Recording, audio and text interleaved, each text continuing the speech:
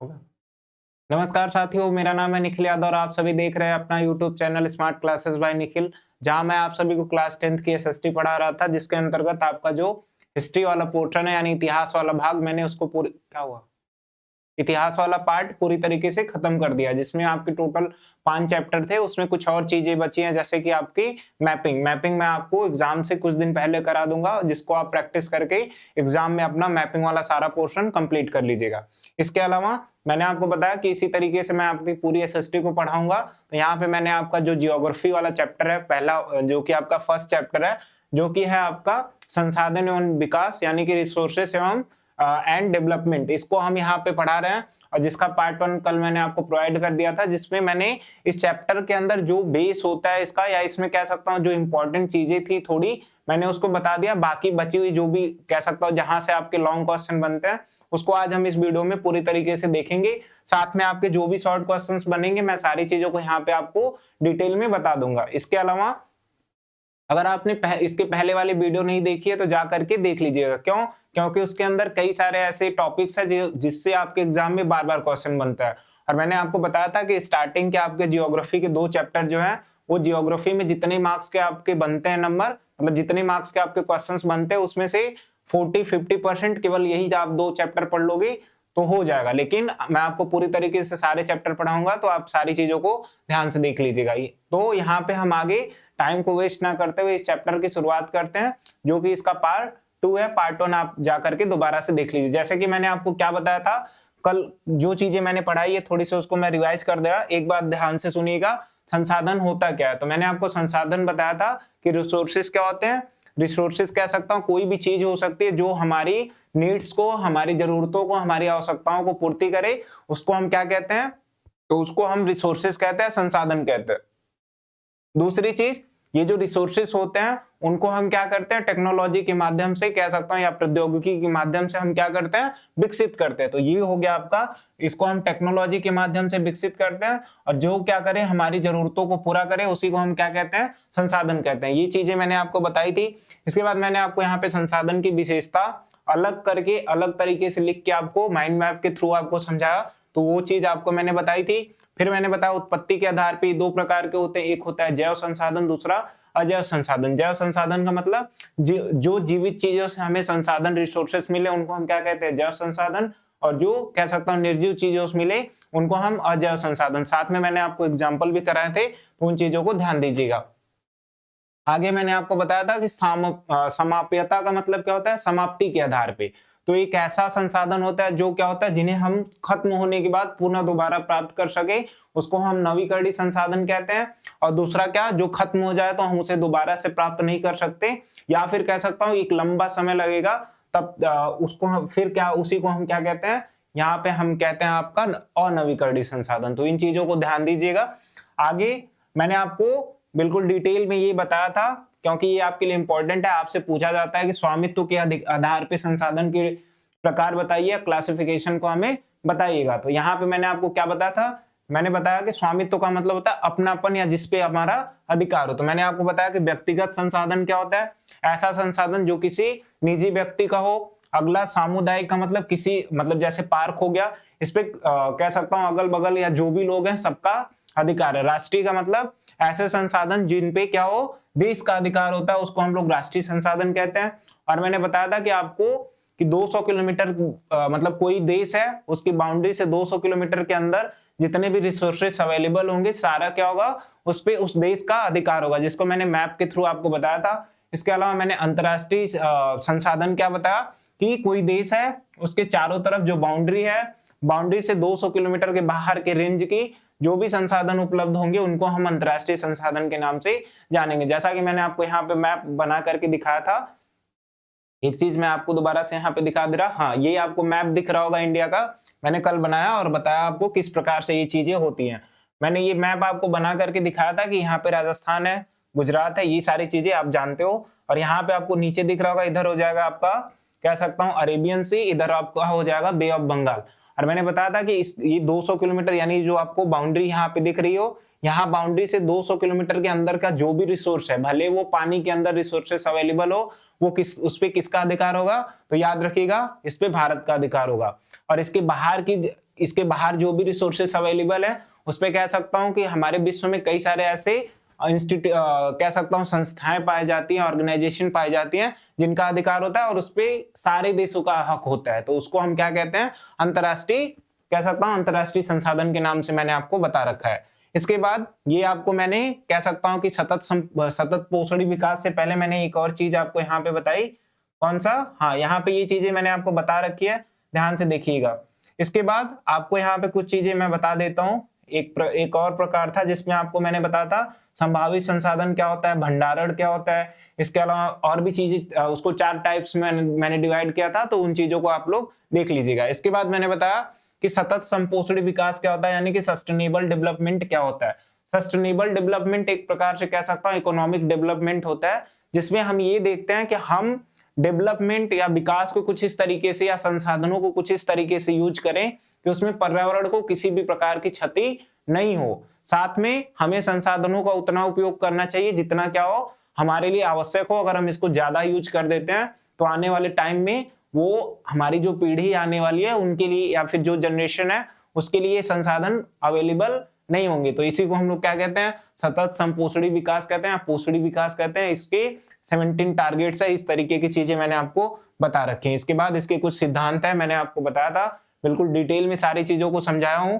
इसके बाद यहाँ पे मैंने रियो डी जेनेरो सम्मेलन बताया, मैंने मैप के थ्रू आपको बताया था कि ये साउथ अमेरिका के ब्राजील शहर में हुआ था, जहां पे एक साउथ अमेरिका के ब्राजील जो कंट्री है उसमें एक जगह है जिसका नाम है रियो डी जेनेरो। वहीं पे 1992 में हुआ था, जिसको हम लोग अर्थ या फिर हाँ यहाँ पे हमने इसको पृथ्वी सम्मेलन के नाम से भी जाना था। और इसमें किस तरीके की चीजें होती है मैंने आपको वहां पे समझाया। इसके बाद इसमें बताया कि एक इंपॉर्टेंट सी चीज है, क्या इंपॉर्टेंट यहाँ पे टॉपिक है एजेंडा 21। एजेंडा 21 के तहत हम क्या करते हैं? सतत पोषणी विकास के अंदर जो भी टारगेट्स हैं उनको अचीव करने की कोशिश करते हैं। साथ में और भी यहाँ पे पूरे देश में जो भी जिस देशों में गरीबी है, रोग कई सारे यानी डिजीजेस फैल रहे हैं, उन सबको हम क्या करते हैं? रोकने की कोशिश करते हैं, बचाने की कोशिश करते हैं। ये चीजें मैंने आपको एजेंडा 21 के थ्रू पढ़ाया था। इसके बाद यहाँ की मैं बात कर रहा था भू संसाधन। तो आइए यहाँ से हम दोबारा से टॉपिक को स्टार्ट करते हैं और जो भी चीजें आपकी इस चैप्टर में बची हैं सारी चीजों को आराम से पढ़ाते हैं और फिर आपको सारी चीजें समझ में आ जाएंगी। तो यहाँ पे आपको दिख रहा होगा भू संसाधन। भू का मतलब क्या होता है? तो याद रखिए भूमि। तो ये जो भूमि है वो भी हमारे लिए एक प्रकार से कह सकता हूँ संसाधन का रूप है। किस प्रकार से है अभी आपको आगे पता चलेगा। उससे पहले ये जो भूमि है इसको कितने भागों में डिवाइड किया गया है? तो याद रखिए ये आपका डिवाइड है 3 भाग में, पहाड़, पठार और मैदान। तो मैं यहाँ पे थोड़ा सा पहाड़ और पठार और साथ में मैदान के बारे में बता दे रहा, तो ध्यान से सुनिएगा। जैसे जो पहाड़ होते हैं वो काफी ऊंचे ऊंचे होते हैं, इस तरीके की चीजें आपको याद रखनी, इनको क्या कहेंगे? पहाड़। पठार भी क्या होते हैं? ऊंचे होते हैं लेकिन ये कम होते हैं कुछ इस तरीके से, तो इनको क्या कहेंगे? पठार। और साथ में मैदान, आपको पता है कि फ्लैट जो सतह होती है उसको हम लोग क्या कहते हैं? हम इसको कहेंगे ये आपका मैदान है। तो पठार जैसे आपने सुना होगा मालवा का पठार, ये चीजें वो थोड़ी थोड़े ऊंचे ऊंचे हैं, इस तरीके की चीजें। साथ में मैदान, आपने उत्तर भारत का मैदान देखा होगा, जैसे कि जिसमें आपका कौन सा इलाका आता है? तो आपका उत्तर प्रदेश, बिहार हो गया, साथ में हरियाणा का पार्ट कुछ हो गया, दिल्ली का पार्ट हो गया, ये सब कैसे हैं? ये फ्लैट है, तो ये क्या है? मैदान है।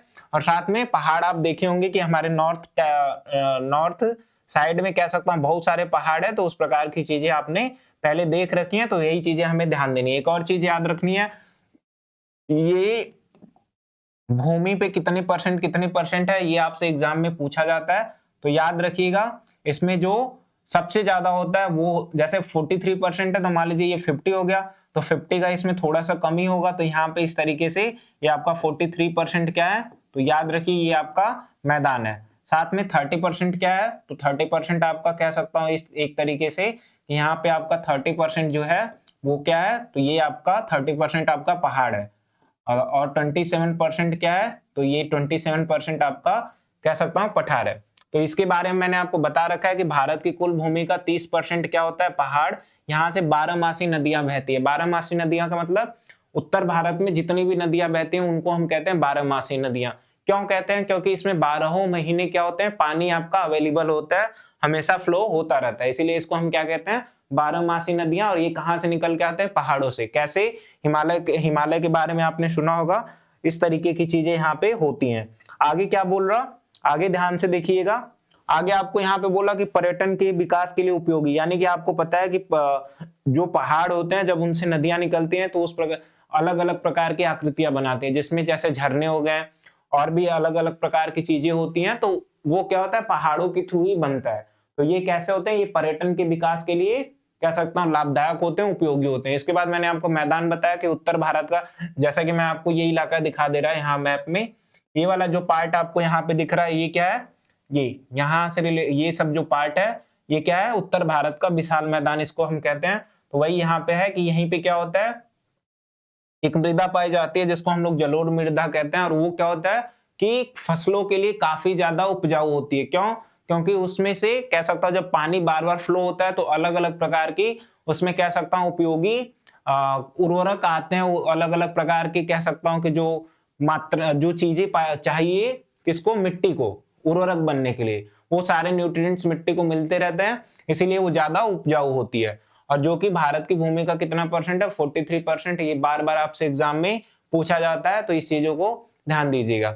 आगे यहाँ पे पठार क्या होते हैं, जिसके अंदर कह सकता हूँ खनिजों को निकाला जाता है, वो पठार होते हैं। जैसे खनिज में जीवाश्म ईंधन, ये सारी चीजें। साथ में पठारों में ज्यादा मात्रा में कह सकता, पठार के आसपास या पठार के ऊपर कह सकता हूँ ज्यादा मात्रा में आपकी क्या पाई जाती है, तो याद रखिए जंगल पाए जाते हैं, वन पाए जाते हैं। साथ में एक और चीज कि ये कितना परसेंट है, तो ये आपका 27% है। इन चीजों को ध्यान दीजिएगा। आगे क्या है कि भू उपयोग का मतलब क्या हुआ कि भूमि का उपयोग। अब ये आपको पता है कि हम भूमि का उपयोग कैसे करेंगे, तो यहाँ पे मैंने अलग अलग प्रकार से इसको डिवाइड कर रखा है, तो ध्यान से देखिए और एक एक चीजों को आराम से समझते हुए आगे चलिए। तो भू उपयोग में पहला क्या लिखा है मैंने कि वन। अब आपको पता है ये जो हमारे वन है वो हमारे लिए किस प्रकार से लाभदायक है। जैसे अगर आपको ये एग्जाम में पूछेगा तो आप ये डायग्राम बना दीजिएगा। डायग्राम बनाने के अलावा अगर इसके अंदर आपको एक्सप्लेन करना है तो आप किस प्रकार से लॉन्ग आंसर लिखोगे, मैं इसको बता दे रहा हूं। जैसे आप यहाँ पे वन लिख देते हो, ये डायग्राम के बाद वन हेडिंग बना दोगे, तो आप क्या लिखोगे, वन हमारे जीवन के लिए काफी ज्यादा लाभदायक है, ये हमारे लिए ऑक्सीजन को प्रदान करते हैं, साथ में हमारे वायुमंडल में जो भी अनुपयोगी गैस जैसे कार्बन डाइऑक्साइड इनको अपनी तरफ अवशोषित करते हैं और हमारे पर्यावरण को सुरक्षित करते हैं। इतनी चीजें लिखने के बाद और क्या लिख सकते हो, वनों के द्वारा हमें अलग अलग प्रकार की दैनिक चीजें मिलती हैं, जैसे कि लकड़ी हुआ, साथ में फल हुआ, और भी इस प्रकार, और कह सकता हूँ इसका निर्माण हम कह सकते हैं अलग अलग प्रकार के मकानों में बनाने के लिए, अलग अलग प्रकार के बिल्डिंग्स में बनाने के लिए, अलग अलग प्रकार से कह सकता हूँ कि जैसे फर्नीचर की चीजें बनाने के लिए उपयोग करते हैं। अब आप यहाँ पे देख रहे होगे कि अगर आप इतनी चीजें लिखने लगे हर एक हेडिंग के अंदर, तो आपका आंसर कह सकता हूँ कितना लॉन्ग हो जाएगा। तो ये हम क्या लिख देंगे, वनों के अंदर। तो इस प्रकार की चीजें हो जाएंगी। दूसरा क्या यहाँ पे एडिंग है कि कृषि के लिए अनुपलब्ध भूमि। कृषि के लिए अनुपलब्ध का मतलब, अनुपलब्ध का मतलब अनअवेलेबल, और इसका मतलब क्या होता है कि जैसे एक भूमि का एक ऐसा हिस्सा कह सकता हूं जहां पे कृषि हम नहीं करते हो, तो क्या करते हैं, तो याद रखिए वैसे हिस्से पे हम क्या करेंगे, या तो बिल्डिंग्स बनाएंगे, या तो मकान बनाएंगे, या फिर फैक्ट्रियां लगाएंगे, इस तरीके की चीजें होती हैं। तो ये क्या है, कृषि के लिए अनुपलब्ध भूमि का मतलब बोला कि बंजर तथा गैर कृषि प्रयोजनों में लगाई गई भूमि, जैसे इमारतें हो गई, रोड हो गया, उद्योग हो गया, इस तरीके की चीजें होती हैं। अब अगला क्या है, परती भूमि। ये क्या होता है, जिसपे हम खेती नहीं करते, इस तरीके की चीजें। तो क्या बोला कि जहां एक कृषि वर्ष या उससे ज्यादा की गई हो, कम समय से खेती न की गई, यानी कि कह सकता हूं कि कृषि होती है, उसके बाद आप उसको छोड़ देते हो, कुछ टाइम बाद फिर करते हो। जैसे आपने शिफ्टिंग कल्टीवेशन का नाम सुना होगा, जिसको हम गहन कृषि के नाम से जानते हैं। आपको पता है कि उसमें हम किसी भी जमीन पे जंगलों को काटते हैं, उस पर कृषि करते हैं, फिर उसको छोड़ देते हैं, कुछ सालों बाद फिर से दोबारा ऐसा करते हैं। तो इस तरीके की चीजें, तो इसी को हम यहाँ पे परती भूमि के नाम से जानते हैं। अगला क्या बोला, परती भूमि के अतिरिक्त अन्य कृषि अयोग्य भूमि, यानी कि ऐसी भूमि जो खाली तो है लेकिन हम उस पर क्या करते हैं, कृषि को नहीं करते हैं। जैसे आपने बंजर भूमि का नाम सुना होगा, जिसमें क्या होती है, कह सकता हूं कई प्रकार के न्यूट्रिएंट्स की कमी होती है, जिसके वजह से हम उस पर खेती करेंगे तो फसलें अच्छे ढंग से नहीं उपजेगी, तो इसीलिए हम क्या करते हैं, उनको छोड़ देते हैं। ऐसे इन्हें हम क्या कहते हैं, इन्हें हम बंजर भूमि के नाम से जानते हैं। तो बोला कृषि योग्य बंजर भूमि जहां 5 से अधिक वर्षों तक खेती नहीं की जा सकती है, ये चीजें आपको ध्यान देनी है। आगे क्या है कि शुद्ध बोया गया क्षेत्र, यानी एक ऐसा इलाका, एक ऐसी भूमि जहां पे हम क्या करें, पूरी तरीके से केवल कृषि को करें, केवल हम खेती को करें, उसको हम क्या कहेंगे, शुद्ध बोया गया क्षेत्र। तो ये आपके लिए इंपॉर्टेंट है। आप यहां से, ये आपसे एग्जाम में पूछा जाता है क्या, मैंने पीछे भी आपको बताया। अब देखिएगा यहीं से आपके लॉन्ग क्वेश्चन बनना स्टार्ट हो जाते हैं। मैंने आपको सतत संपोषणी विकास बताया, रियो डी जेनेरो सम्मेलन बताया, वो सब आपके शॉर्ट क्वेश्चंस के लिए इंपॉर्टेंट है। साथ में जो मैंने क्लासिफिकेशन किया था उसमें आपसे पूछेगा कि स्वामित्व के आधार पर संसाधन का वर्गीकरण कीजिए, तो आपको करना पड़ेगा स्वामित्व के आधार पे, व्यक्तिगत हो गया, सामुदायिक हो गया, राष्ट्रीय हो गया, अंतरराष्ट्रीय हो गया, इस तरीके की चीजें। अब यहां से जो होता है ये आपका लॉन्ग क्वेश्चन बनना स्टार्ट हो जाता है।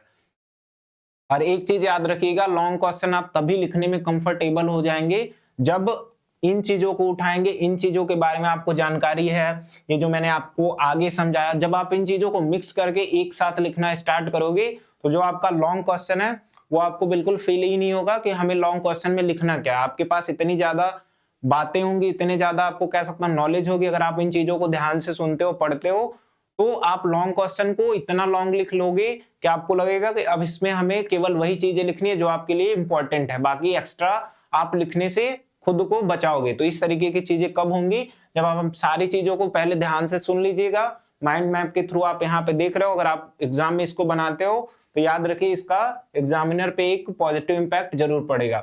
आगे यहाँ पे कुछ और चीजें हैं, अब एक एक करके सारी चीजों को समझते हैं। तो सबसे पहले हमने ये समझा भू संसाधन क्या है, आगे है कि मैंने बताया भूमि का उपयोग क्या होता है या भू उपयोग क्या है। अब हम यहाँ पे जानेंगे कि भारत में भू उपयोग प्रारूप या भू क्षरण के कारण क्या होता है। अब सबसे पहले हम ये जानते हैं भू क्षरण का मतलब क्या होता है। भू क्षरण का मतलब ये होता है कि भूमि का जो कटाव होता है या जो क्षरण होता है उसी को हम भू क्षरण के नाम से जानते हैं। तो ये किस तरीके से होती है, इन चीजों को ध्यान से देखिएगा। भू क्षरण आपका दो प्रकार से होता है, एक होता है भौतिक कारक और दूसरा होता है मानवीय कारक। आप यहाँ पे अभी मैंने जो लिखा है उस पर फोकस मत कीजिए, मैं आपको जो चीजें समझा रहा उस पर पहले ध्यान दीजिएगा, इसके बाद ये बातें आपको इजिली समझ में आ जाएंगी। मैंने क्या बताया कि भू क्षरण का मतलब समझ में आया आपको, और इसके बाद इसके कारण क्या है, तो मैंने आपको बताया ये दो कारण है। क्यों, एक होता है भौतिक कारण, दूसरा होता है मानवीय कारण। भौतिक कारण का मतलब क्या होता है, इसमें कुछ फिजिकल एजेंट होंगे। एजेंट का मतलब जैसे मैंने क्या बोला, इसके अंदर कुछ फिजिकल एजेंट होंगे, जैसे भौतिक कारक होंगे, हिंदी में कहेंगे उनको हम क्या, भौतिक कारक। पहले इन चीजों को समझ लीजिए, फिर आपको नीचे सारी चीजें समझ में आ जाएंगी। तो पहला है भौतिक कारक। अब भौतिक कारक क्या होते हैं, जैसे हवा हो गई, जैसे आपका पानी हो गया, इस तरीके की जो चीजें हैं उनको हम क्या कहेंगे, ये भौतिक कारण है। इसमें और क्या आ सकता है, तो इसमें याद रखिएगा भौतिक कारक के अंदर आपका आ जाएगा क्या, हवा आ जाएगा, साथ में जो बहता हुआ पानी है वो आ जाएगा, इसके अलावा कह सकता हूं वर्षा आ जाएगी। अब ये किस प्रकार से मिट्टी का क्षरण करते हैं, किस प्रकार से मिट्टी का कह सकता हूं कटाव कर, इस तरीके की चीजें। तो याद रखिए, जैसे मैं ये कहा कि मिट्टी है पड़ी हुई है, जैसे ही हवा आएगी धूल के उस मिट्टी के कणों को उठा करके एक जगह से दूसरी जगह ले जा करके गिरा देगी। तो ये क्या कर रहा, मिट्टी का क्षरण करवा रहा। दूसरी चीजें, पानी कैसे करेगा, जैसे बहता हुआ पानी है तो मिट्टी को बहा करके एक जगह से दूसरी जगह लेके जाएगा, ये भी क्या हुआ, क्षरण का काम कर रहा। तीसरा क्या मैंने आपको बताया, पहला हवा, दूसरा पानी, तीसरा वर्षा। वर्षा क्या है, जब बारिश होगी तो उससे क्या होगा, मिट्टी के जो कण है एक जगह से बह करके दूसरी जगह जाएंगे। तो ये क्या हो गए, भू क्षरण के भौतिक कारण। यही चीजें मैं आपको यहाँ पे नीचे लिख के लाया हूं, ध्यान से देखिए। बोला कि ढाल वाली भूमि पर अपर्दन का मतलब क्या होता है, वही मिट्टी का कटाव समतल भूमि की अपेक्षा ज्यादा होगा। जैसे क्या हुआ इसका मतलब, जैसे आपने देखा होगा, सुना होगा या फिर देखा भी होगा कभी कि जो चाय की खेती होती है, जो कॉफी की खेती होती है, वो सब ढलानों पे होती है। क्यों, क्योंकि अगर वो ढलानों पे नहीं हुई और उनको समतल भूमि में कर देंगे तो वहां पे जो पानी है वो पूरी तरीके से इकट्ठा हो जाएगा और उसकी जड़ें जो होती हैं वो पूरी तरीके से खत्म हो जाएंगी, सड़ जाएंगी, जिससे चाय या जो कह सकता हूं कॉफी की खेती होती है वो इसीलिए ढलानों पे की जाती है, ताकि पानी आपका पूरी तरीके से ढलानों के सहारे से बह जाए और उसमें पानी न लगे और वो चीजें अच्छे तरीके से हो जाए। तो एक चीज और भी ध्यान दीजिएगा, जो ढाल वाली भूमि होती है उस पर जब पानी बहेगा तो वो अपने साथ कह सकता हूं कि मिट्टी को ज्यादा मात्रा में लेके जाता है, वही आपको यहाँ पे बता रहा है। इसके अलावा ये भी है कि जो समतल भूमि, अगर पानी है, पानी उसको थोड़ा दूर बहा के भी लेके जाएगा तो वहीं पे वो रुक जाता है। तो होता है अपर्दन दोनों में होता है, क्षरण दोनों में होता है, लेकिन ढाल वाली पे ज्यादा होता है, ये आपको ध्यान देना है। अगला दूसरा पॉइंट क्या बोला कि तीव्र या फिर मूसलाधार वर्षा से मृदा अपर्दन होता है। किस तरीके से हुआ मैंने आपको बता दिया। बोला कि जब हवाएं चलती, पवन का मतलब जब हवाएं चलेंगी तो आंधी का रूप ले लेती हैं, तो बड़ी मात्रा में ये क्या करेंगे, मृदा को उड़ा करके लेके जाते हैं एक जगह से दूसरी जगह। तो भौतिक कारक किस प्रकार से, ये जो इसको एक प्रकार से कह सकता हूं नेचुरल एजेंट भी कह सकता हूं, क्योंकि ये जो पानी है, हवा है, जो वर्षा है, एक प्रकार से नेचर का दिया हुआ एजेंट है। तो वही क्या हुआ, नेचुरल एजेंट हो गया, भौतिक फिजिकल एजेंट हो गया। आपको ये चीजें समझ में आ गई होंगी। इसके बाद मानवीय कारक में क्या बोल रहा, जैसे मानवीय कारक का मतलब क्या हुआ, जैसे मैंने आप एक और चीज यहाँ पे ध्यान दीजिएगा कि जो पेड़ होते हैं वो क्या करते हैं, मिट्टी की जड़ों को बांध करके रखते हैं। जैसे कि आपने कई बार देखा होगा कि जो नदियां होती हैं, नदियों के किनारे पे पेड़ लगाए जाते हैं। क्यों, क्योंकि जब वो उसके अगल बगल की जो मिट्टियां हैं, अगर पेड़ ना लगाया जाए तो वो क्या करेगी, पानी उसको पूरी तरीके से काट के लेके चली जाएगी। लेकिन जब पेड़ उसके पास लगते हैं तो वो क्या करते हैं, मिट्टी को पूरी तरीके से बांध के रखते हैं। चाहे वो छोटा पेड़ हो, चाहे वो बड़ा पेड़ हो, जैसे घास भी होगा वो भी क्या करेगा, अपने जड़ों से मिट्टियों को जरूर बांध करके, थोड़ा ही बट बांध करके रखता है। तो अगर इन चीजों को क्या किया जाए, खत्म कर दिया जाए, तो इसको खत्म कौन करेगा, मानव करेगा। इसीलिए मैं इसमें मानवीय कारक के बारे में बात कर रहा। तो अगर ये खत्म हो जाते हैं तो क्या होगा, मिट्टियों का कटाव होगा, मिट्टियों का अपर्दन होगा। ये चीजें आपको समझ में आ रही होंगी। दूसरी चीज, अगर इस पे जो कह सकता हूँ जो छोटे छोटे पौधे होते हैं, अगर उस पे जो जानवर होते हैं उनको चराई करा दी जाए तो उससे क्या होगा, वो पूरी तरीके से खत्म हो जाएंगे और जो है मिट्टियों का कटाव होना स्टार्ट हो जाएगा, या फिर मिट्टियां उखड़ना स्टार्ट हो जाएंगी, धूल के माध्यम से एक जगह से दूसरी जगह जाना स्टार्ट हो जाएगी। तो मानवीय कारक में यहाँ पे देखिएगा, पहला जो कारक है कि पशुओं द्वारा अत्यधिक चराई से भूमि पर वनस्पति आवरण समाप्त हो जाता है। इस स्थिति में मृदा पर जल और वायु का प्रभाव तीव्र होता है। देखिए मैंने अभी आपको क्या बताया कि जो जैसे छोटी मान लीजिए घास ही है, बट उसको क्या किया, कोई जानवर आया उसको खा गया, तो वहां से क्या हुई, जड़ें उखड़ गई। और वहां पे और क्या होगा कि वहां की मिट्टी जो है वो कमजोर पड़ गई, और जैसे ही हवा आया, पानी आया, उसको पूरी तरीके से लेकर के चला गया। तो यही मैंने आपको बताया कि पशुओं द्वारा कह सकता हूँ अत्यधिक चराई से क्या होती है, इसकी जो भूमि होती है वो क्या होती है, उसकी जो जड़ें होती हैं उसको बांध के रखती है, और ये वहां से खत्म होने के बाद ये कह सकता हूँ जो मजबूती हो खत्म हो जाती है। और इस स्थिति में क्या करेगा मृदा, ये जो मैंने अभी आपको फिजिकल एजेंट बताया, ये आएंगे, इनको लेकर के चले जाएंगे।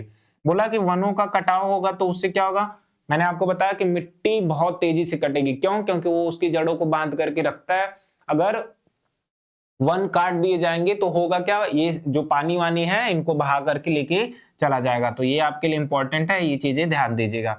बोला कि भवन निर्माण के लिए लोग क्या करते हैं, कटाई करते हैं, बंजर भूमि इन चीजों का उपयोग करते हैं, और इससे क्या होगी, छोटी छोटी पहाड़ियां को तोड़ करके खड्डों में बदल, जैसे मैं ये बोलूं जैसे बंजर भूमि वहां पे छोटे छोटे पहाड़ है, तो लोग क्या करेंगे, बनाने के लिए नई बिल्डिंग्स, ये सारी चीजें उसको तोड़ करके क्या करते हैं, छोटे छोटे रूपों में परिवर्तित कर देंगे। जिससे होगा क्या कि वहां पे वो जो कह सकता हूँ मिट्टी बधी हुई थी वो पूरी तरीके से हट जाती है, और वहां पे लोग अपने घर बनाने के लिए उसका कटाव कर देते। तो ये चीजें ध्यान दीजिएगा, मानवीय कारक साथ में भौतिक कारक, चीजों को मैंने पहले एक्सप्लेन किया, फिर जो आपको यहाँ पे लिखा था मैंने आपको समझा दिया। उम्मीद करता हूँ चीजें आपको समझ में आ रही होंगी।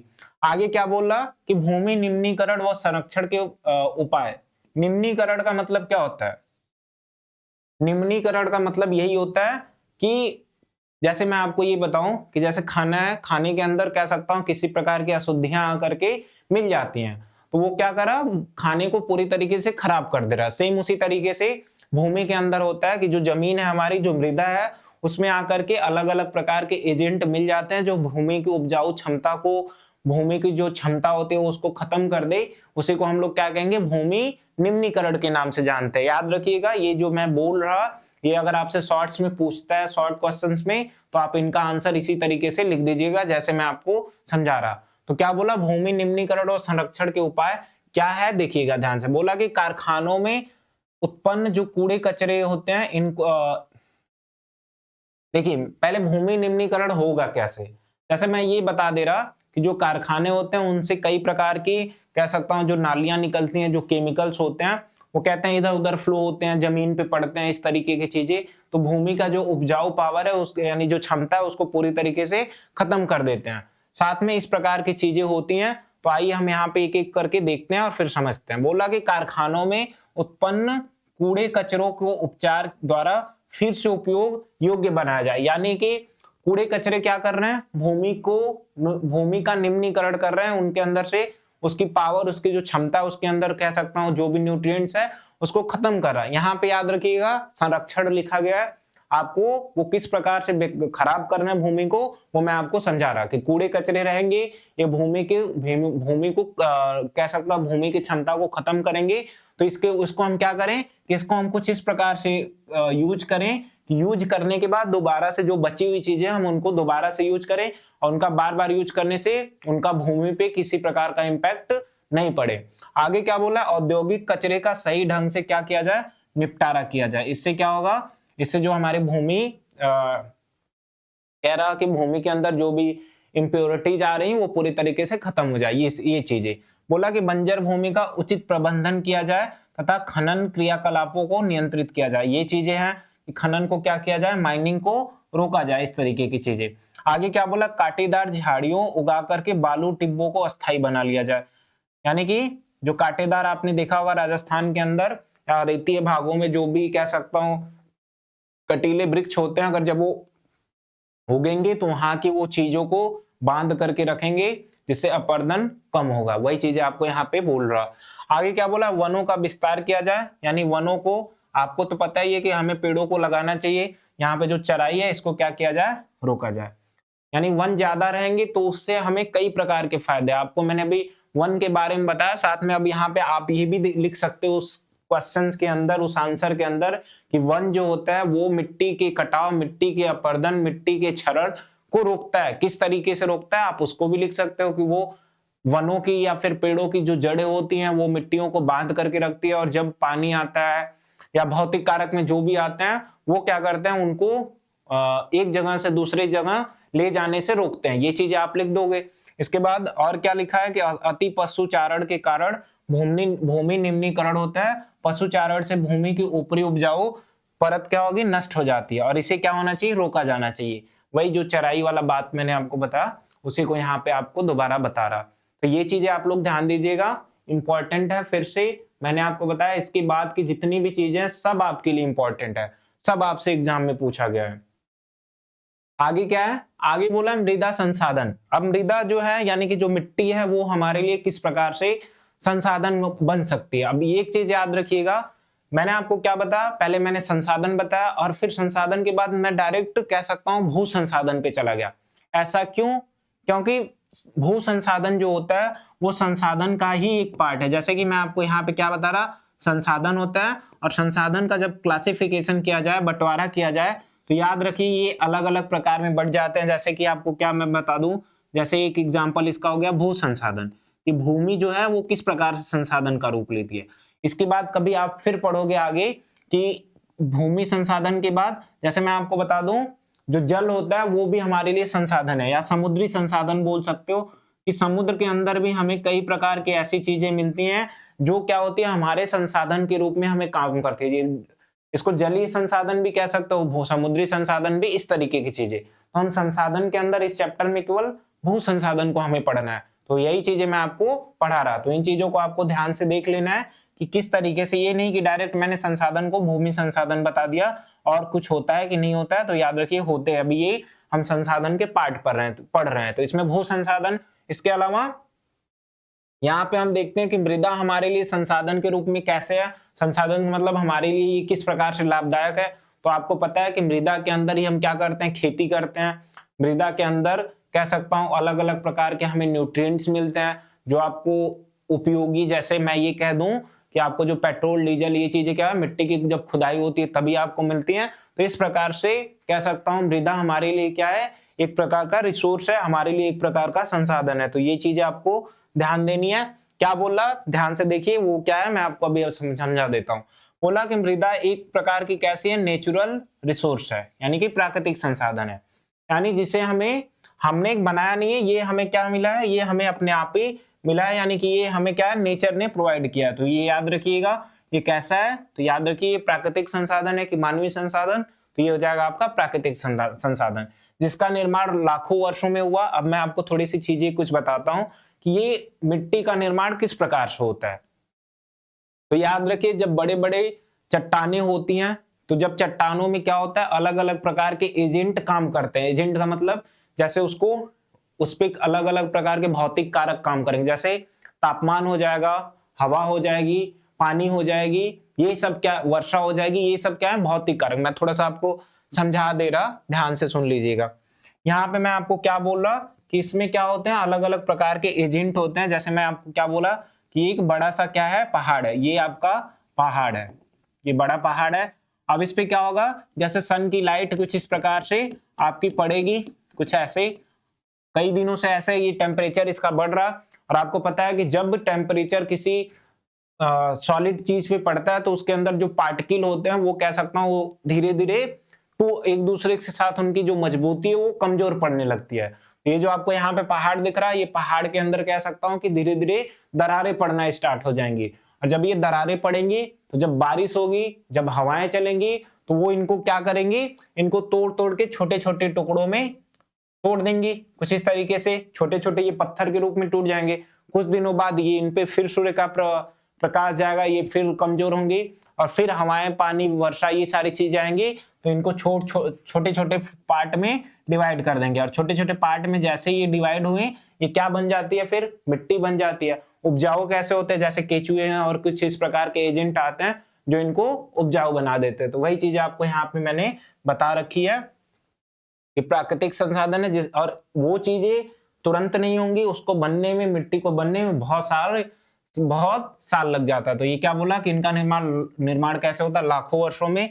प्राकृतिक शक्तियां जैसे क्या, तापमान, बहता हुआ जल, इसके अलावा हवा, मिट्टी के निर्माण में क्या होते हैं, सहायक होते हैं। जैसा कि आपको मैंने अभी बताया कि ये आपके लिए इंपॉर्टेंट है, आपसे पूछा जाता है। आगे क्या है, वनस्पति तथा जीव जंतु के सड़े हुए अंश भी मिट्टी को उर्वरक बनाते हैं। साथ में जो मैंने अभी आपको बताया, जो केचुआ होता है वो भी क्या करता है, साथ में अगर जो चीजें मर जाती हैं, वो डेड हो जाती हैं, वो मिट्टी के अंदर दब जाती है और वो क्या करती हैं, उनको उपजाऊ बनाती हैं। और जीवाश्म ईंधन भी मैंने आपको बताया था कुछ इसी प्रकार से बनती है। ये आपको दिख रहा क्या है, ये मैं आपको समझा दे रहा, ध्यान से देखिएगा, यहाँ पे चीजें आपको समझ में आ जाएंगी। यहाँ पे आपको ऊपर लिखा है, दिख नहीं रहा होगा तो मैं बता दे रहा, ये ऊपर लिखा है ऊपरी स्तर की मृदा। इसका मतलब ये आपके एनसीईआरटी में दिया है, देख लीजिएगा। ऊपरी स्तर की मृदा का मतलब जो हमारी जो भूमि दिखती है, जो जमीन दिखती है, ऊपर का जो लेयर है, ये उसकी बात कर रहा। और जब हम क्या करेंगे, ऊपर की खुदाई करेंगे, तो खुदाई के बाद कुछ दूरी के बाद हमें देखेंगे कि हमें बालू जैसी चीजें, बालू जैसी मिट्टियां मिलना स्टार्ट हो जाती है। वो क्या है, ये इसका दूसरा लेयर है। यानी कि पहले ऊपर मिट्टी है, उसके बाद दूसरी जो लेयर होती है वहीं से हमें क्या मिलती है, बालू मिलती है। तो क्या लिखा है, उपमृदा, अपक्षयित चट्टाने, और इसमें क्या लिखा है, बालू, सिल्ट व मृत्तिका। ये चीज आपको ध्यान देनी है। तीसरी जो परत है, इसमें बोला अधस्तरीय अपक्षयित आधारित चट्टाने, यानी कि जब हम वो बालू को फिर से हटाएंगे और खुदाई करते जाएंगे तो हमें कुछ चट्टाने मिलेंगी जो कि कैसे होंगी, उनको हम ब्रेकेबल फॉर्म में, यानी कि हम उसको तोड़ सकते हैं। इसके बाद आपको यहाँ पे लास्ट में जो सतह मिलेगी उसको हम बोलते हैं अपक्षय रहित आधारित चट्टाने। इसका मतलब ये होता है कि ये ऐसी चट्टाने होते हैं जिनको हम तोड़ नहीं सकते और इनके अंदर क्या होता है, पानी भरा होता है। इन चीजों को आपको ध्यान देना है। तो पहला ऊपरी स्तर की मृदा, दूसरा जहां पे बालू मिले, ये सारी चीजें, तीसरा ऐसी चट्टाने जिन्हें हम तोड़ सके, और चौथा जो चट्टान होती है जिसमें कह सकता हूं कि पानी भरा होता है और इनको हम तोड़ नहीं सकते। जैसा कि आपको पता है कि जब बोरिंग होती है तो एक छोटा सा गड्ढा खोदा जाता है, फिर उसमें से मिट्टियों को हटा दिया गया, फिर आप देखते हैं कि बालू आना स्टार्ट होता है। इसके बाद कुछ आप देखेंगे अगर उसके अंदर कंकड़ पत्थर यानी ये चीजें वो आती हैं, और लास्ट में आपको पता है कि पानी आना स्टार्ट हो जाता है। तो इस तरीके की चीजें होती हैं। आगे क्या है, आगे ध्यान से, ये मैंने आपको समझा दिया कि मिट्टी का निर्माण किस तरीके से होता है। आगे क्या है, मृदाओं का वर्गीकरण, यानी मिट्टियों का जो वर्गीकरण है वो किस तरीके से है। तो यहाँ पे आपको मिट्टियों का जो वर्गीकरण है वो आपका टोटल 6 तरीके से मैंने यहाँ पे बना करके दिखाया है। इन चीजों को ध्यान दीजिए कि मिट्टियों का अलग अलग प्रकार से हम वर्गीकरण करते हैं, ये अलग अलग भारत के इलाकों में पाई जाती हैं। उन चीजों को हम यहाँ पे देखेंगे और इनकी कुछ विशेषताओं के बारे में जानेंगे। तो जैसे कि आपको यहाँ पे जलोढ़ मृदा दिख रही, तो याद रखिए ये भारत के ज्यादातर हिस्सों में पाई जाती है, खास करके उत्तरी भारत में। यानी कि ये जो जलोढ़ मृदा होती है, याद रखिए ये सबसे ज्यादा उपजाऊ मृदा होती है। और ये कहाँ पाई जाती है? सबसे ज्यादा उपजाऊ, साथ में ये कहाँ पाई जाएगी? उत्तर भारत में, जैसे पंजाब, हरियाणा, उत्तर प्रदेश, दिल्ली, साथ में बिहार जैसे इलाकों में। तो ये उत्तर भारत में पाई जाएंगी। ये कहाँ से, इनका निर्माण कैसे होता है? तो याद रखिए जब उत्तर भारत में ऊपर से बहती हुई जो नदियां आती हैं, वो अपने साथ अलग अलग प्रकार के, कह सकता हूँ, न्यूट्रिएंट्स, अलग अलग प्रकार के गाद लेके आती हैं, जो क्या करता है? इस मिट्टी का निर्माण करता है। दूसरी चीज, जो काली मृदा है, आपको पता है ये दक्कन के पठारों, यानी कि जो साउथ, कह सकता हूं कि नॉर्थ इंडिया है, उसके नीचे आपका जो मध्य प्रदेश, झारखंड, महाराष्ट्र, ये वाला जो इलाका है, ये दक्कन के पठार हैं। तो यहीं पे ये क्या होती है? काली मृदा पाई जाती है। इसको हम लोग रेगुर के नाम से भी जानते हैं। किसके? तो याद रखिए इसको हम रेगुर के नाम से जानते हैं। और एक और चीज इंपॉर्टेंट, इसके अंदर कपास की खेती की जाती है। ये आपके लिए, आपको ध्यान देना है। सेम ऐसे ही लाल पीली मृदा, लेटेराइट मृदा, मरुस्थली, पर्वतीय, इन चीजों को हम यहाँ पे देखेंगे। यहाँ पे आपको क्या दिख रहा? मिट्टी का विभाजन दिख रहा। मैं चीजों को बना करके आपको थोड़ा सा बताता हूँ, ध्यान से देखिएगा, चीजें आपको समझ में आ जाएंगी। यहाँ पे क्या, ये जो आपको ग्रीन कलर का दिख रहा ना, यहाँ पे ग्रीन कलर, यहाँ पे सिक्किम वाले पार्ट में, अरुणाचल प्रदेश वाले पार्ट में, ये क्या है? ये जो मृदा ग्रीन कलर की दिख रही, ये ग्रीन कलर वाला क्या है? तो याद रखिए, ये जो ग्रीन कलर का आपको यहाँ पे दिख रहा, ये कौन सी मृदा है? तो आपको याद रखना, ये आपकी पर्वतीय मृदा। यानी कि आपको अगर मैं इसका, कह सकता हूँ, पूछूं कि कौन कौन से जगह पे पाई जाती है पर्वतीय मृदा, तो पर्वतीय मृदा जो है, याद रखिएगा कहाँ कहाँ पे? तो पर्वतीय मृदा आपका पाया जाता है जम्मू कश्मीर, साथ में उत्तराखंड वाला कुछ भाग, और सिक्किम और अरुणाचल प्रदेश के कुछ भागों में पाई जाती है। ये मैप याद रखिएगा। अगर आप इसको याद रखते हो तो ये आपके लिए इंपॉर्टेंट है, क्योंकि इससे आपको राज्य को याद करने की जरूरत नहीं है, आप इसी को देख करके बता सकते हो। तो मैं आपको थोड़ा सा बता दे रहा, ये कौन सा है? तो ये वाला जो आपको यहाँ पे इलाका दिख रहा, ये वाला जो ग्रीन कलर का, ये कौन सा है? तो ध्यान दीजिएगा, ये आपका है, कह सकता हूँ, एक प्रकार से पर्वतीय मृदा वाला पार्ट है। तो ध्यान दीजिएगा, कौन सा? पर्वतीय। तो मैं इसको कर दे रहा थोड़ा सा, देखिएगा, ये आपका हो गया पर्वतीय मृदा। इस तरीके से ध्यान दीजिएगा, ये आपका हो गया क्या? ये हो गया आपका पर्वतीय मृदा।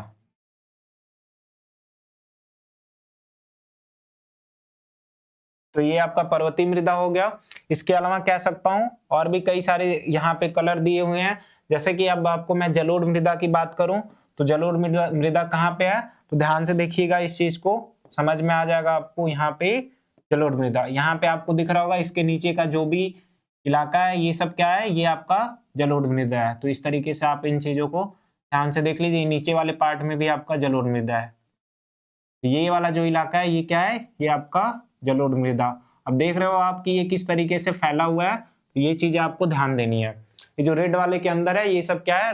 जलोढ़ मृदा। इसके अलावा अगला जो है कि बोल रहा कि ये जो रेड कलर में दिख रहा है, ये कौन सी मृदा है? तो ये आपको याद रखना है, ये आपकी लाल काली मृदा है। ये वाला जो आपको पार्ट दिख रहा, ये क्या है? ये आपका लाल और साथ में सॉरी पीली मृदा है। तो इन चीजों को ध्यान दीजिएगा।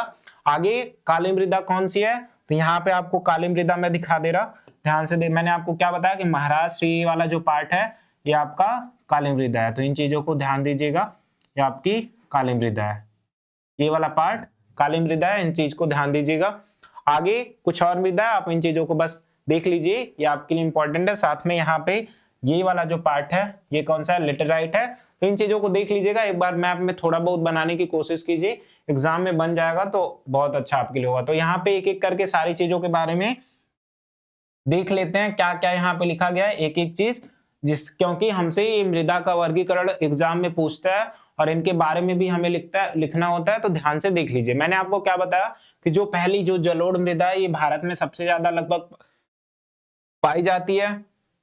इसको हम क्या कहते हैं? इसको हम कहते हैं, इसका नाम एक और है, इसको हम कहते हैं कछारी मृदा या फिर दोमट मृदा। क्यों? क्योंकि ये नदियों के द्वारा लाई जाती है। इसके अलावा और भी इसमें कुछ चीजें याद रखनी है। क्या याद रखना है कि इसका जो निर्माण होता है वो नदियों के बहाव के कारण होता है, साथ में ये उत्तर भारत के इलाकों में पाई जाती हैं, इस तरीके की चीजें। तो आइए हम यहाँ पे देखते हैं सबसे ज्यादा उपजाऊ। बोला कि भारत के विशाल उत्तरी मैदान में ये नदियों के द्वारा निर्मित होती है। आगे तो क्या होता है, पर्वतीय क्षेत्रों से मिट्टियां आती है और ये बह करके जब आएंगी तो ये क्या करती हैं, जलोढ़ मृदा का निर्माण करते हैं। इनका कुछ और नाम है, इंपॉर्टेंट है, काप, कछारी या फिर दोमट। अब आपको पता है कि ये आपके लिए इंपॉर्टेंट है, ये सारे नाम आप लोग याद रखिएगा। इस मिट्टी का विस्तार देश के लगभग कितने भाग में है, तो 40% में। ये आपके एनसीईआरटी के अकॉर्डिंग है, ध्यान दीजिएगा। 40% पूरे देश में यही मिट्टी फैली है, तो आपको पता चल रहा होगा ये हमारे लिए कितना इंपॉर्टेंट है। इसके बारे में हमसे पूछ सकता है, क्योंकि 60% में सारी मिट्टियां हैं 5 टाइप की, और केवल एक ये ऐसा भाग है जो कि पूरे 40% आपका फैला हुआ है। इस तरीके की चीजें। आगे क्या बोला, यह मिट्टी हिमालय पर्वतमाला से निकलने वाली 3 बड़ी नदियां, किससे, सतलज, गंगा और ब्रह्मपुत्रा से आती हैं। ये जब आएंगे तो ये क्या करती हैं, अपने साथ कह सकता हूं पर्वतीय मृदा से लेकर के चीजों को आती हैं और भारत के उत्तरी भाग में छोड़ देती हैं, विक्षेपित कर देती हैं, जिससे क्या होगी, इस मिट्टी का निर्माण होता है। तो ये चीजें आप ध्यान दीजिएगा। बोला कि एज के अकॉर्डिंग यानी आयु के अनुसार इसको कितने भागों में बांटा गया, इंपॉर्टेंट, बांगर और खादर। आपसे पूछा जाता है बांगर और खादर क्या होता है। बोला कि जिन क्षेत्रों में बाढ़ का पानी नहीं पहुंच पाता है तो वहां पे जो मिट्टी जलोढ़ मृदा होगी वो पुरानी हो जाती है, यानी कि जो पुरानी जलोढ़ मृदा है इसको हम क्या कहते हैं, तो इसी को हम लोग कहते हैं बांगर। क्या कहेंगे, बांगर। जैसे मैं आपको कुछ चीजें समझा दे रहा, ध्यान से सुनिएगा। जैसे मैं ये कह रहा कि ये मान लीजिए कोई एक राज्य है, जैसे मान लेता हूं ये क्या है, उत्तर प्रदेश है, ये आपका यूपी वाला पार्ट है। इस तरीके से मान लीजिए नदियां आई और ऐसे फ्लो हो गई, तो अगर बाढ़ इसमें आया तो ये जो बाढ़ है इतने ही मान लीजिए इलाकों में फैला है।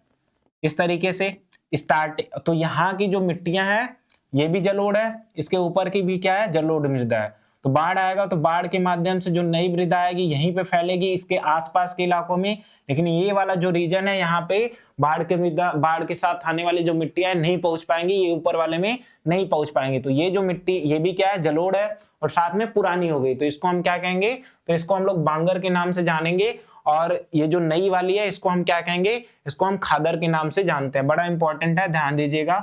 नई वाली को खादर और पुरानी वाली को हम लोग बांगर के नाम से जानते हैं। और ये नदियां हैं, किस तरीके से चीजें हुई मैंने आपको समझा दिया। इसके बाद मैंने आपको ये बताया आगे क्या है, आगे कौन सी मिट्टी है, आपकी काली मृदा। याद रखिए, मैं बता दूं तो जलोढ़ मृदा के बाद सबसे इंपॉर्टेंट जो मिट्टी हमें पढ़नी है वो है काली मृदा।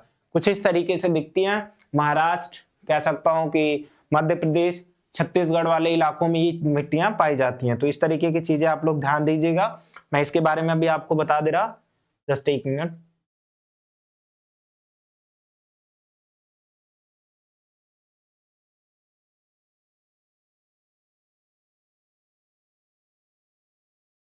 तो यहाँ पे आपको क्या देखना है, यहाँ पे हमें काली मृदा के बारे में पढ़ना है, ध्यान से देखिए। बोला कि इस मिट्टी का निर्माण कैसे होगा, तो मैं आपको बताता हूं।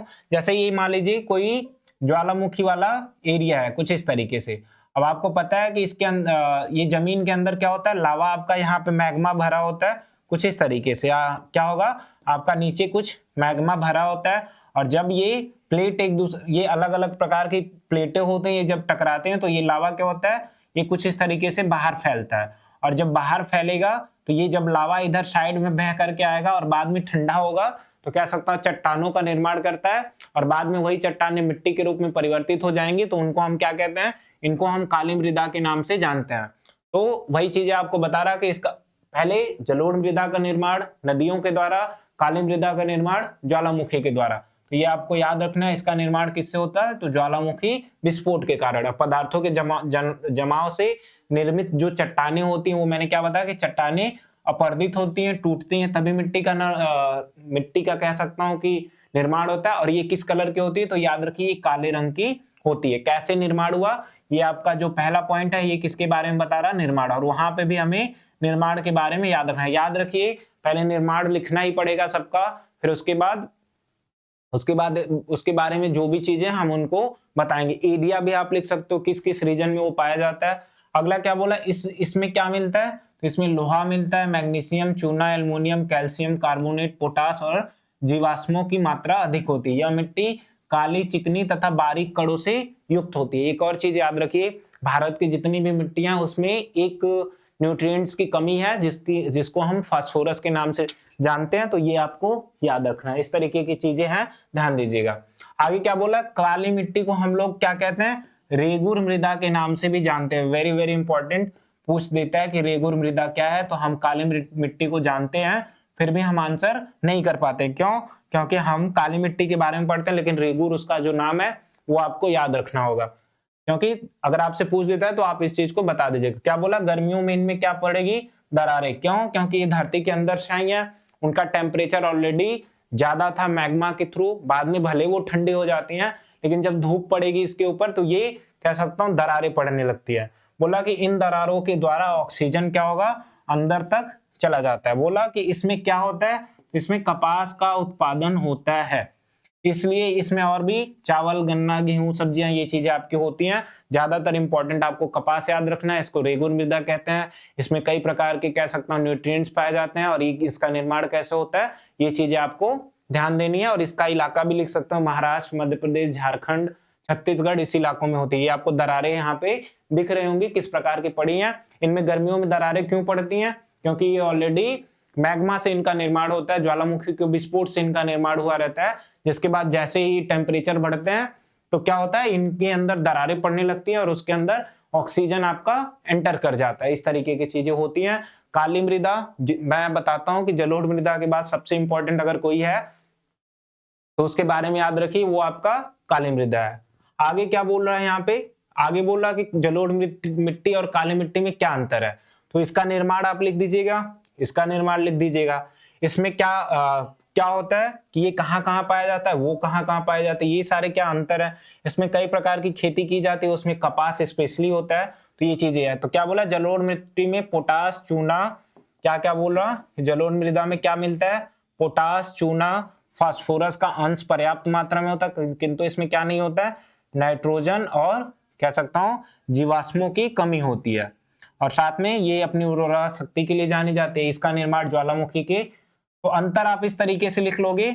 और इसमें नमी धारण करने की क्षमता क्या होती है, अधिक होती है। साथ में यह कपास के लिए उपयोगी होती है, इसका रंग काला होता है। तो इस चीजों को ध्यान देना है, ये आपके लिए इंपॉर्टेंट है। एक चीज और किस तरीके से लिख सकते हो, आपको जलोढ़ के बारे में जितनी चीजें आप उसको पॉइंट वाइज लिख लो, काली के बारे में जितना पता है उसको पॉइंट वाइज लिख लो, आपका आंसर कंप्लीट हो जाएगा। इसके बाद आपको तीसरी जो मृदा पढ़नी है वो कौन सी है, तो याद रखिए लाल पीली मृदा। यानी कि इसके अंदर आप देखेंगे, ये आपको इमेज में दिख रहा होगा कि कुछ कुछ आपको जो मात्रा वो येलो कलर की भी दिख रही और कुछ कुछ रेड कलर की भी, इसीलिए इसका नाम लाल पीली मृदा पड़ी है। और आपने देखा, याद रखिए ये भारत में सबसे ज्यादा अगर जलोढ़ पाई जा रही, दूसरे नंबर पे काली, तो तीसरी वाली पे आपकी लाल पीली मृदा भी पाई जाती है। ये सीक्वेंस कभी कभी पूछ लेता है, तो आपको ध्यान देना है। तो क्या बोला, लाल मिट्टी छिद्र युक्त होती है, यानी इसमें छोटे छोटे छिद्र होते हैं। बोला दक्षिण भारत में यह मिट्टी लगभग 2 लाख वर्ग किलोमीटर क्षेत्र में फैली। उत्तर भारत में ये देखने को नहीं मिलते हैं हमें, दक्षिण भारत में, जैसा कि आपको यहाँ पे इमेज में आपने देखा था। बोला कि यह मिट्टी चिकने कणों से युक्त होती है, साथ में यह कम उपजाऊ होती है। ये आपके लिए इंपॉर्टेंट है, ये कम उपजाऊ होती है, भले वो भारत में ज्यादा मात्रा में पाई जाती है। यहाँ पे किसकी खेती होती है, तो बाजरा, ज्वार, कपास, दलहन, आलू, तंबाकू, इन सब की खेती होती है। बोला कि भारत में इस प्रकार की मिट्टियों का विस्तार कर्नाटक, आंध्र प्रदेश, मध्य प्रदेश, महाराष्ट्र, साथ में और भी कुछ इलाकों में हुआ है। साथ में बोला उत्तर प्रदेश में कहा, बांदा जो जिला है, झांसी, ललितपुर, मिर्जापुर, यहाँ पे ये चीजें होती हैं। साथ में हमीरपुर, ये उत्तर प्रदेश के कुछ जिलों का नाम है। उन चीजों के बारे में, ये भारत के लेवल पे है, ये ज्यादा उपजाऊ नहीं होती, इसमें कौन कौन सी खेती होती है ये आपको ध्यान देना है। ये आपको इमेज यहाँ पे दिख रहा होगा कि कैसी ये इमेज है, तो ध्यान दीजिएगा। आगे क्या है, आगे हमें पढ़ना है लेटेराइट मृदा। ये क्या होती है, जैसा कि आपको यहाँ पे फिगर में दिख रहा होगा, ये लेटेराइट मृदा का फिगर है। तो आइए देखते हैं यहाँ पे क्या बोला कि लेटेराइट शब्द किससे निकला है, तो लेटर से निकला है, जो कि ग्रीक शब्द है, जिसका अर्थ क्या होता है, ईट, यानी कि जो कंकड़ पत्थर इस तरीके की चीजों से मिलके बनी होती है उसको हम लेटेराइट मृदा के नाम से जानते हैं। इसकी बोल रहा है कि ऊपरी सतह पर प्रायः सख्त होते हैं, मिट्टियों का रंग कैसा होता है, लाल पीला इस तरीके का होता है। बोला कि वर्षा होने से निक्षालन की क्रिया, मृदा की ऊपरी परत के कोमल कण बह जाते हैं तथा कंकड़ युक्त परत शेष रह जाते हैं। जैसा कि मैंने आपको बताया कि कंकड़ जैसी मृदा जो होती है वही निक्षालन का मतलब क्या हुआ, पानी का वही बहाव काट करके लेके चले जाना मिट्टियों को। इसमें क्या मिलता है, चूना, मैग्नीशियम, नाइट्रोजन, पोटास, इन सब का अभाव होता है जिसके कारण यह मिट्टी कम उपजाऊ होती है। तो ध्यान दीजिएगा। आगे बोला कि भारत में लेटेराइट मृदा कहाँ कहाँ पाई जाती है, ये आपने मैप में देखा है तो आप इन चीजों को लिख दीजिएगा। तो लेटेराइट मृदा कुछ इस प्रकार की होती है, आपको ये चीजें ध्यान देनी है। ज्यादा चीजें आपको जलोढ़ और काली मृदा, साथ में आप यहाँ पे इसके पहले जो लाल पीली मृदा थी आप उसके बारे में थोड़ा ज्यादा याद रखिए क्योंकि वो ज्यादा इंपॉर्टेंट है। इसके बाद मरुस्थलीय मृदा है, नाम से ही पता चल रहा है जहां जो कहाँ पाई जाए, मरुस्थलों में पाई जाए। और ये कैसे होती है, अनुपजाऊ होंगी तभी यहाँ पे खेती नहीं की जाती है क्योंकि पानी की भी कमी होती है, तो इसी वजह से इनमें नमी भी नहीं रहेगी, तो ये चीजें होती हैं। तो क्या बोला कि रेगिस्तानी क्षेत्रों में वर्षा क्या होती है, बहुत कम होती है, जिसके कारण यहाँ पे ऊसर होगा, धूर, राकड़ या कल्लर जैसी मृदा पाई जाती है। साथ में मरुस्थली अनुपजाऊ होती हैं, आपको पता है जब पानी ही नहीं मिलेगा तो अनुपजाऊ होंगी, साथ में नमी भी कम होगी और वनस्पति भी आपके कम पाए जाते हैं। तो ये चीजें तो आपको नॉर्मल से पता है क्योंकि ये बेसिक से चीजें, आपको ये चीजें आनी चाहिए। बोला मरुस्थली मिट्टी कहाँ कहाँ, राजस्थान, उत्तरी गुजरात, पश्चिमी उत्तर प्रदेश, दक्षिणी पंजाब और हरियाणा जैसे राज्यों में पाई जाती है। साथ में इसमें क्या होता है कि बालू की मात्रा ज्यादा पाई जाती है, साथ में इस मिट्टी में नमी धारण करने की क्षमता बहुत कम होती है क्योंकि पानी इसके नहीं मिला होता है, इस कारण इसमें नाइट्रोजन की कमी होती है। तो याद रखिए नाइट्रोजन और फास्फोरस की कमी लगभग सारी ही मिट्टियों में पाई जाती है। तो आप उसको लिख सकते हो, सारे में इसका आंसर लिख दोगे कि जैसे लेटेराइट के बारे में लिखे तो इसमें क्या होती है, नाइट्रोजन और फास्फोरस की कमी होती है। किसी के बारे में भी लिखिए, सब में ये पॉइंट लिख सकते हैं। बोला आर्थिक दृष्टि से मरुस्थलीय मिट्टियां उपयोगी नहीं है परंतु इनमें सिंचाई करने वाले मोटे अनाज ये वाले पैदा होते हैं, जैसे ज्वार, बाजरा, मूंग, उड़द, ये सब होते हैं। तो इन चीजों को ध्यान दीजिएगा, ये आपसे पूछा जाता है तो ये सब आपको याद रखना है। मिट्टी के वर्गीकरण में ये सारा आंसर आपको थोड़ा थोड़ा करके भी आप सारी चीजों के बारे में लिखोगे तो जो आपका आंसर है वो काफी ज्यादा बड़ा हो जाएगा। पर्वतीय मृदा, जैसा कि आपने पर्वतीय मृदा के बारे में देखा कि ये जो है कहाँ कहाँ पाया जा रहा था, तो आपको पता है जम्मू कश्मीर, साथ में सिक्किम वाले कुछ पार्ट में, अरुणाचल प्रदेश वाले कुछ पार्ट में, उत्तराखंड वाले पार्ट में पाया जा रहा था। तो इस क्या लिखा है कि यह हिमालय पर्वतीय प्रदेशों में पाया जाता है, जो कि कैसे होती है, नवीन होती है, पथरीली और दलदली पाई जाती है। बोला कि हिमालय पर्वत के दक्षिण भागों में कंकड़ पत्थर तथा मोटे कड़ों वाली बालू युक्त मिट्टी पाई जाती है। बोला नैनीताल, मसूरी क्षेत्रों में चूने के अंशों की प्रधानता वाली मिट्टियां हैं ये इस तरीके से। बोला हिमाचल प्रदेश में कुछ जगह है, जैसे कांगड़ा घाटी के बारे में आपने सुना होगा, उत्तराखंड में देहरादून, यहाँ पे ये सारी मिट्टियां पाई जाती हैं। और यहाँ पे जो वृक्ष पाए जाएंगे वो कैसे होंगे, शंकु, आपने शंकु के टाइप के जो वृक्ष देखे होंगे वो क्या, जैसे कि क्रिसमस पे जो ट्री होता है उस तरीके का आपने देखा होगा, उन्हीं को ये क्या कुछ इस तरीके से, मैं आपको थोड़ा सा बना के दिखा रहा, ध्यान से देखिए, इस तरीके का आपने ट्री देखा होगा, ये सब यहाँ पे पाई जाती हैं। तो इसके बारे में बस केवल यही याद रखना है कहाँ पे पाई जाती है, बस यही चीजें आपके लिए, इतना आपके लिए बहुत ज्यादा हो जाएगा। आगे हम यहाँ पे थोड़ा सा देखते हैं, छोटे छोटे टॉपिक्स आपके लिए बचे हैं, इन चीजों को बता देंगे, फिर इससे क्या होगा, आपका पूरा चैप्टर कंप्लीट हो जाएगा। तो जैसे आपको यहाँ पे क्या दिख रहा, मृदा अपर्दन। मृदा अपर्दन का मतलब मैंने पहले ही समझा दिया कि जो मानवीय कारक होते हैं या भौतिक कारक होते हैं उसके कारण अगर मिट्टियों का कटाव होता है तो उसी को हम लोग क्या कहते हैं, उसी को हम लोग कहते हैं मृदा अपर्दन। तो जैसे कि यहाँ पे आपको यहाँ पे दिख रहा होगा कि ये मिट्टी का कटा हुआ है, यहाँ पे जब पानी बह के आता है तो नदियों जो पानी जब बह के आएगा तो मिट्टियों को कुछ इस प्रकार से कर देता है। तो वही चीजें आपको यहाँ पे लिखी हुई मिल जाएंगी। क्या बोला, मिट्टी के उपजाऊ कणों को प्राकृतिक कारकों द्वारा हटाया जाना ही मृदा अपर्दन कहते हैं। ये जो प्राकृतिक कारक क्या है, मैंने जो आपको फिजिकल एजेंट बताया, जैसे हवा हो गया आपका, इसके अलावा पानी हो गया, इसके अलावा आपका कह सकता हूँ वर्षा हो गया, ये क्या करते हैं, इनको हटा देते हैं। और हटा करके मतलब जैसे ऊपरी वाली भाग मान लीजिए मिट्टी का उपजाऊ है, उसको हटा देंगे, दूर ले जा करके छोड़ देंगे, तो उससे क्या होगा, जो उपजाऊ मिट्टी थी वो पूरी तरीके से हट जाती है, उसी को हम लोग क्या कहते हैं, मृदा अपरदन के नाम से जानते हैं। आपने इस तरीके का कटाव होता हुआ बाढ़ के टाइम पे देखा होगा। इसके अलावा नदियों के किनारों तो ऐसा होता रहता है। तो इसके कारण क्या है, तो आइए एक एक करके सारे कारण को हम यहाँ पे देखेंगे और ये आपके लिए इंपॉर्टेंट है, याद रखिए आपसे पूछता है कि मृदा अपरदन क्या है और इसके कारणों का चर्चा कीजिए। लॉन्ग में ये आपसे आंसर पूछा जाएगा।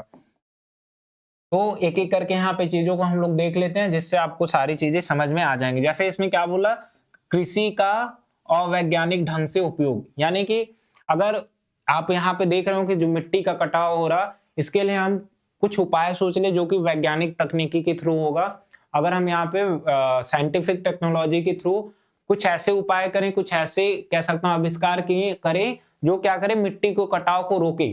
तो ऐसा तो नहीं है कि ऐसा कोई कार्य नहीं हो सकता या फिर ऐसा कोई आविष्कार ना हो जो मिट्टी के कटाव को नहीं रोक सकता, लेकिन यहाँ पे चीजें होती नहीं है जिसके कारण मिट्टी का कटाव होता रहता है। तो क्या लिखा है कि बोला मृदा अपरदन के लिए उत्तरदायी कारक है कौन, कि जो वैज्ञानिक तकनीकी होती है वो यहाँ पे फेल हो जाती है, उनका यूज ही नहीं किया जाता है। बोला कि समांतर जुताई न करना, साथ में फसलों का चक्रण उचित न होना। समांतर जुताई का मतलब जैसे कह सकता हूं इस तरीके का जो पैरेलल आपकी कह सकता हूं खेती होगी, तो जब पानी आएगा तो इसको पूरी तरीके से बहा के लेके चले जाएगा, इस तरीके की चीजें। फसलों का चक्रण उचित न होना मतलब जैसे एक फसल की आप बुआई किए तो उसी फसल को अगली बार दोबारा से न बोएं, उसकी जगह पे आप कोई दूसरी फसल का यूज करें, फिर उसके बाद अगले वाले में उसको दोबारा से यूज कर लीजिएगा, इस तरीके की चीजें। बोला बहता हुआ जल मृदा को काटते हुए क्या करता है, और नालिकाएं बना देता है। और नालिकाएं का मतलब जो दूसरा वाला आपको फिगर दिखा वो क्या है, नाली की तरह स्ट्रक्चर है, उसी को ये और नालिका बता रहा। इससे भूमि का क्या होगा, अपरदन होगा। दूसरा इसमें जो चीज है उसको हम क्या बोलते हैं, अत्यधिक चराई। जैसा कि मैंने आपको बताया चराई के माध्यम से जो मिट्टी के कड़े होते हैं वो ढीले पड़ जाते हैं, वो उनके अंदर की जो मजबूती होती है वो खत्म हो जाती है, और जब पानी आता है तो उनको बहा करके लेके चला जाएगा, जब हवा आएगा तो उनको उड़ा के लेके चला जाएगा। ये मृदा अपरदन के कारण हो गए। प्राकृतिक वनस्पतियों का जब हम विनाश करते हैं, मैंने आपको ये चीजें पहले ही समझा दी कि जब हम वहां पे वनों को काट देते हैं नदियों के किनारे, तो उनकी जड़ें उखड़ जाती हैं, मिट्टियां कमजोर पड़ जाती हैं, पानी आएगा बहा के लेके जाएगा, हवा आएगी उनको उड़ा के लेके जाएगा, बारिश होगी यानी कि वर्षा होगी तो वो भी उसको बहा के लेके जाएगा, इस तरीके की चीजें होती हैं। तो प्राकृतिक वनस्पति, मूसलाधार वर्षा भी इसका कारण है। तो ये चीजें आपने पहले समझ रखी हैं, तो आप इन चीजों को एक बार रीड कर लीजिएगा और सारी चीजें आपको समझ में आ जाएंगी। यहाँ पे मृदा संरक्षण के उपाय क्या है, जिन जिन कारणों से कह सकता हूँ मृदा का अपरदन हो रहा, अगर उसी को हम बचा लें तो उससे क्या होगा, उसी को हम क्या कहेंगे, मृदा संरक्षण का उपाय। संरक्षण का मतलब होता है बचाव करना। तो क्या क्या है, जैसे वृक्ष क्या है हम काट रहे हैं तो वहां पे जड़ें कमजोर पड़ रही, मिट्टियां कमजोर पड़ जा रही, तो अगर हम इसकी क्या करें, वनों की कह सकता हूं कि लगाई कर दें, या फिर वनों को जब लगाना स्टार्ट करें तो उससे क्या होगा, ये जो मृदा अपरदन हो रहा है पूरी तरीके से रुक जाएगा। तो पहला कारण वृक्षारोपण। दूसरा कारण क्या हो जाएगा इसके अंदर, ध्यान से देखिएगा, पहला कारण आपका वृक्षारोपण। दूसरा यहाँ पे हम क्या करेंगे, नदियों पर बांध बनाएंगे जिससे पानी को हम क्या करेंगे, थोड़े थोड़े मात्रा में आगे खोल करके आगे बहाएंगे, जिससे क्या होगा, मिट्टियों का कटाव कम होगा या मिट्टियां कम कटेंगी, इस तरीके की चीजें। बोला कि खेतों की मेड़बंदी कर देंगे, अगर चारों तरफ मेड़ रहेगा तो पानी क्या खेत के अंदर ही रहेगा, मिट्टियों का बहाव नहीं हो पाएगा। चौथा कि वही दोबारा से रिपीट हो गया, पशु चारण पर नियंत्रण, साथ में पहाड़ी क्षेत्रों में जैसे मैंने बताया कि ढालों पे ज्यादा कटा होगा, वहां पे सीढ़ी नुमा जब स्ट्रक्चर बनेगा तो वहां पे जो कह सकता हूँ मिट्टियों का कटाव होता है वो थोड़ा कम हो जाएगा। तो इस तरीके की चीजें आपकी होती हैं। तो ये क्या हो गया, मृदा संरक्षण के उपाय। और इसके अंदर आप क्या लिखोगे, जैसे मैंने आपको बताया ना कि वृक्षारोपण के अंदर आप बताओगे कि वृक्ष को कटाई के कारण क्या होता है कि जड़ें कमजोर हो जाती हैं या फिर उखाड़ ली जाती हैं, जिससे वहां की मिट्टी कमजोर पड़ जाती है, उनके अंदर ढिलाई आ जाती है या फिर उनकी जो क्षमता है वो कम पड़ जाती है, जिसके कारण जब पानी आता है, हवा आता है, ये क्या होता है उसको बहा करके लेके चला जाता है। ये चीजें आप इसमें लिखोगे। नदियों पर बांध का निर्माण, हेडिंग बना करके उसके अंदर लिखोगे, जब नदियों के ऊपर बांध बनाए जाएंगे तो जो पानी की मात्रा होगी वो थोड़े थोड़े या फिर थोड़ी मात्रा में करके खोले जाएंगे, जिससे मिट्टियों का कटाव कम होगा। ये आप यहाँ पे लिख दीजिए, खेतों की मेड़बंदी के बारे में लिखेंगे तो ये आंसर आपको अगर लॉन्ग में पूछेगा तो आप इसके अंदर, ये आपके लिए एक तरीके से हेडिंग है, मैंने जो समझाया उसे आप इनके अंदर लिख दोगे, आपका आंसर बिल्कुल अच्छा हो जाएगा, या कह सकता हूँ एक जो परफेक्ट आंसर होता है आप उसको यहाँ पे लिख सकते हो। आगे क्या है कि संसाधन नियोजन क्या होता है? संसाधन नियोजन का मतलब ये होता है कि हम कोई रिसोर्सेस है, कोई संसाधन है, वो हमारे देश में अवेलेबल है या किसी भी जगह पे अवेलेबल है, हम क्या करें, उसका एक ऐसा उपयोग या कह सकते हैं टेक्नोलॉजी का उपयोग करें और उससे क्या हो, जो हमारा संसाधन है वो ज्यादा उपयोगी बन सके। उसी को हम क्या कहते हैं, उसी को हम लोग यहाँ पे संसाधन नियोजन के नाम से जानते हैं। तो आइए हम यहाँ पे एक एक करके चीजों को पढ़ते हैं और फिर सारी चीजें आपको समझ में आ जाएंगी। क्या बोला, संसाधन नियोजन एक प्रकार की क्या है, टेक्निक है। मैंने आपको बताया कि ये हम इसमें टेक्नोलॉजी का उपयोग करेंगे। तो क्या बोला कि ये एक प्रकार की तकनीक है, और बोला जिसके माध्यम से संसाधनों को हम क्या करते हैं, संसाधनों को हम ज्यादा उपयोगी बनाने की कोशिश करते हैं, इसी को हम संसाधन नियोजन कहते हैं।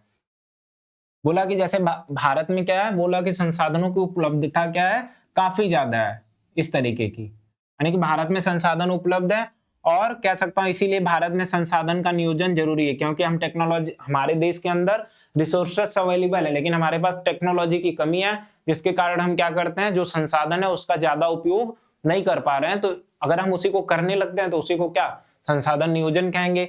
बोला कि यहाँ ऐसे भी प्रदेश है जहां एक तरह के संसाधनों की प्रचुरता, प्रचुरता का मतलब ज्यादा मात्रा में है, लेकिन दूसरी तरफ संसाधनों का क्या है, अभाव, यानी कि हमारे यहाँ पे संसाधन रिसोर्सेस हैं लेकिन हम टेक्नोलॉजी की वजह से उसका उपयोग नहीं कर पा रहे हैं। इसी वजह से हमें क्या है, संसाधन नियोजन की आवश्यकता होती है। संसाधन नियोजन का मतलब होता है कि रिसोर्सेस अगर आपके यहाँ पे अवेलेबल है तो आप अलग अलग टेक्निक का उपयोग कीजिए और उस रिसोर्स का अपने लिए उपयोग कीजिएगा। तो वही चीज आपको यहाँ पे बता रहा। बोला जैसे एग्जाम्पल के तौर पे झारखंड हो गया, मध्य प्रदेश हो गया, छत्तीसगढ़, यहाँ पे क्या है, खनिजें बहुत ज्यादा पाई जाती हैं, लेकिन हमारे पास क्या है कि टेक्नोलॉजी नहीं है, हम इनका उतना ज्यादा उपयोग नहीं कर पाते हैं जितना हमें करना चाहिए। बोला कि अरुणाचल प्रदेश में जल संसाधन प्रचुर मात्रा में, यानी वहां पे नदियां, आपको पता है कि सतलज हुई, इस तरीके की जो नदियां हैं वो बहती हैं, वहां पे पानी भी ज्यादा है, लेकिन हमारे पास कह सकता हूँ एक प्रकार से टेक्नोलॉजी नहीं है कि हम वहां पे बांध बड़े बड़े बना करके क्या करें कि पानियों को रोक दें और पानी, उसी पानी को एक प्रकार से कह सकता हूँ कि किसी न किसी तरीके से हम राजस्थान के इलाके में भेज सकते हैं, जहां पे कह सकता हूँ मरुस्थली भूमि पाई जाती है, तो वहां पे भी आपकी खेती होने लगती, लेकिन हमारे पास टेक्नोलॉजी है नहीं तो हम लोग ऐसे काम को कर नहीं पाते। दूसरी चीज, अगर टेक्नोलॉजी होती तो उसी पानी को रोक करके हम क्या करते, बड़े बड़े बांध बनाते और उसी बांध के थ्रू हम क्या करते, पानी को बहाव करते और वहीं से हम बिजली का निर्माण करते हैं। लेकिन क्यों नहीं करते हैं, हमारे पास टेक्नोलॉजी का विकास नहीं हुआ है, तो हमें उसकी जरूरत है, वही आपको संसाधन नियोजन के अंदर पढ़ना है। लेकिन क्या बोला, लेकिन वहां मौलिक विकास की कमी है, विकास है ही नहीं, डेवलपमेंट है ही नहीं।